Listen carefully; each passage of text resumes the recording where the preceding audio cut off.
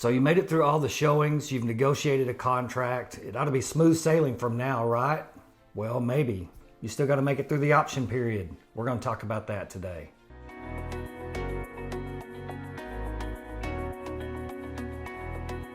Hey folks, thanks for watching. Today we are talking about the option period in a Texas real estate contract. And basically what it is, legal-wise, is it's a function in the contract that gives the buyer the unrestricted right to terminate for any reason during the period. The purpose of it is to do inspections and other due diligence that the buyer is not willing to do in the 9 minutes that they're walking through your house, taking a look at it. So that's what the purpose of it is. It begins on the day that the contract is executed. So you've signed as a seller, the buyer signed as a buyer, everybody's agreed, put a date on it, boom, that's when it starts.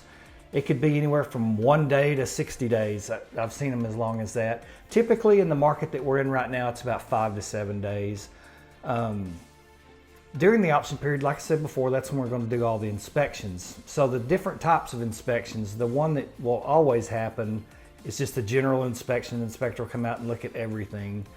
And I like to explain it like he's just your regular primary care doctor, and if he sees something that is a little bit concerning or whatever that a specialist needs to take a look at, then we'll call them out after that.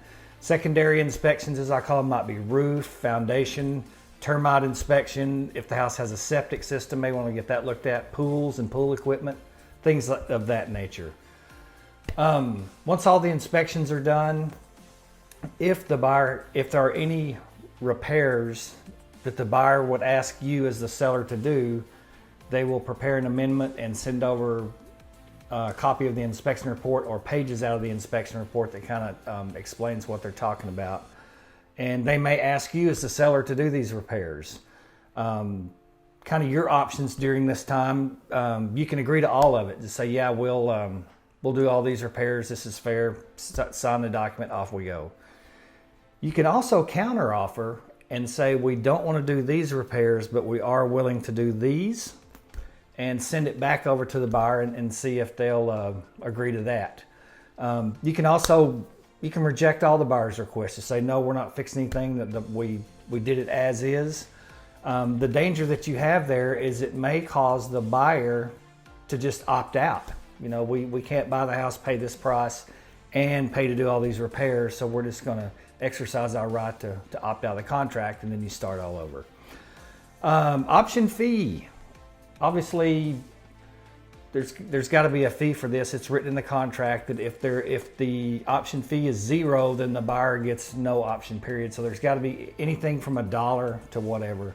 And again, typically in this market, we're seeing about $100 a day, somewhere along in there. So $300 to $500, something like that, for an option period. And the way that it works is that money is deposited at the title company with the earnest money, and if the buyer closes, it's credited back to them at closing, so it costs them nothing.